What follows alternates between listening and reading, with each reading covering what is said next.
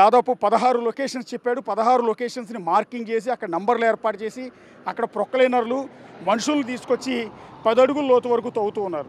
మొదటి 5 లొకేషన్స్లో ఆ వ్యక్తి చూపించిన 5 లొకేషన్స్లో ఎక్కడ శవాల ఆనవాళ్ళు దొరకలేదు. కానీ 6వ లొకేషన్లో మాత్రం ఒక మనిషి పుర్రే ఎముకలు మాత్రం దొరికాయి. 5వ లొకేషన్లో ఒక వ్యక్తికి సంబంధించిన పాన్ కార్డు డెబిట్ కార్డు దొరికాయి.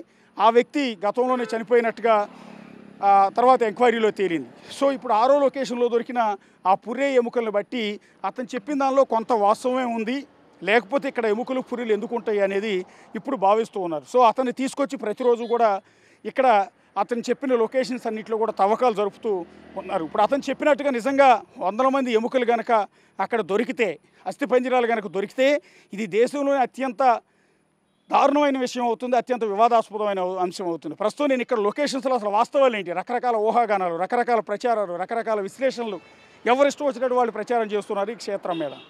నిజంగా ఆ వ్యక్తి చెప్పిన దాంట్లో వాస్తవం ఎంత, నిజంగానే జరిగాయా ఇవన్నీ కూడా.